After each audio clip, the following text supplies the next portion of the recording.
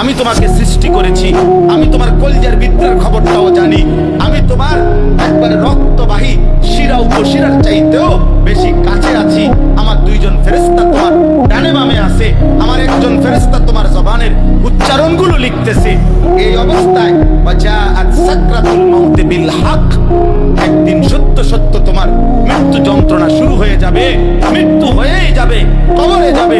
তখন তুমি এখনই ভেবে দেখো, যালিকা মা কুনতা মিনহু তাহিদ, সেই মৃত্যু থেকে তুমি বারবার পলায়ন করছিলে।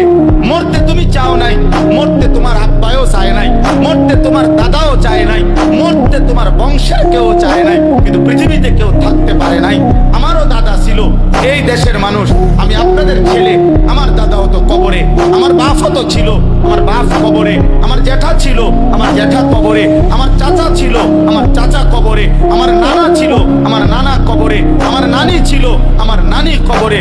আমার বংশের কত মানুষ আজকে দোস্ত কবরে চলে গেছে, আমিও চলে যাব, তুমিও চলে যাবা। তো সেই সময়ের জন্য আজকে এখন থেকে নিয়মিত হারামের পথ ছেড়ে হালালের পথ চলে আল্লাহর নাফরমানি ত্যাগ করে ঈমান, ইসলাম, দ্বীন, শরীয়ত মেনে চলার পুরি চেষ্টা করবেন।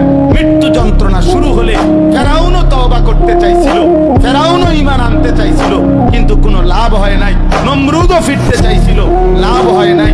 মৃত্যুর মুহূর্তে সবাই ফিরতে চায়, আল্লাহ আর সুযোগ দেয় না। দৈন্তান নাই কান্না।